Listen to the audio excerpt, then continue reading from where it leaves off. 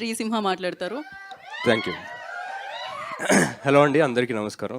Thank you అండి. But ఈ టీంలో లీడర్ నేను కాదండి, మా సీనియర్ తను. ఎస్.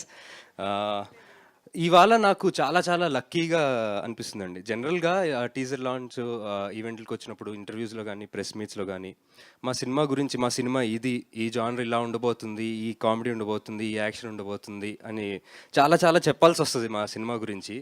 బట్ ఈ సినిమా గురించి పెద్దగా ఏం చెప్పక్కర్ లేకుండా ఫస్ట్ పార్ట్ని అందరూ చూసి హిట్ చేశారు, ఆడియన్స్, తెలుగు ఫిల్మ్ ఆడియన్స్ అందరూ. So I'm feeling very very lucky about that. And అలాగే ఫస్ట్ పార్ట్ చాలా నాకు మెసేజ్లు వచ్చాయండి అప్పట్లో.